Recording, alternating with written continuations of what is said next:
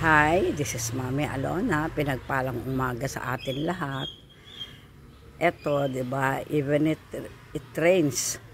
Eto si Mami Alona, binibisita ko pa rin yung aking mga halaman dito sa aking tabing bahay.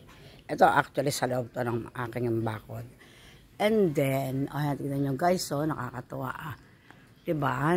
You will be amazed and you will be happy seeing your plants na nagbubulaklak. Kasi blessing yan Blessing yan. For me, it's a great blessing. Kasi ako, I always thank God kahit ano ba na binibigay niya sa akin. Ayan guys. So, tingnan nyo. Flex ko lang sa inyo na ang aking mahal na halaman na ito ay patuloy na nagbubunga at nagbubulaklak. Ayan guys. So, diba? Nakita ko ang ganda-ganda ng flower niya. Ayan yung fruits niya. Lagi ko tong piniplex guys kasi nga I'm proud of God's nature's blessing. Ayan, di ba guys? Di ba?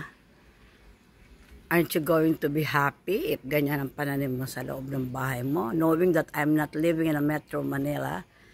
Nandito lang ako sa Cavite guys. Yung mga flowers na yan guys, soon magiging bunga yan. And then matutuwa ka kasi this time, before, pa isa-isa nga now, kumbaga sa tao, barka-barkada na sila ngayon. So, salamat sa Diyos, kasi ito talaga, beneficial to sa health natin. Yan, di ba? Ang ganda ng flowers niya, oh. Something different. Ayan, medyo malabo guys, kasi gawa ng ulan. Oh, ayan. Imagine mo. Kaya natutuwa ako palagi pag nakikita ko siya kasi lumaki siya ng parang umbrella. Marami pa yan sa taas na bulaklak. Marami pang bunga. And this one, ayan na siya. Ayan, marami na kami na harvest nito.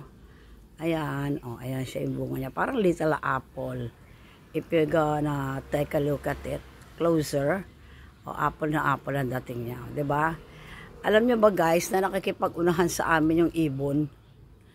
Lagi siya dyan nakabantay. And tingnan mo, nagkakaroon kami ng mga ibon sa paligid. Kasi nakikipag-unahan sa pagkain ng fruits na to. Pero anyway, hinahayaan ko lang. Hindi naman niya kayang ubusin yan Kasi yung kinakain naman niya medyo sa taas na. That's all for the day. These flowers makes my day. Diba? Masaya ang gising ko sa umaga. Kasi every time, I used to visit this, tree. Every morning, ayan, ito pa siya, nakita mo, Dabarkad siya pag bumunga, Dabarkad lagi siya, ayan siya. Tapos, here's another one. Ayan pa, diba? Dabarkad din siya, guys. Ayan, ayan, That's all for the day. Have a safe day everyone. God bless. Naway pagpalain tayo ng Panginoon sa lahat ng oras at sa lahat ng ating mga needs sa buhay ay mabigyan niya tayo. Keep safe everyone. Bye.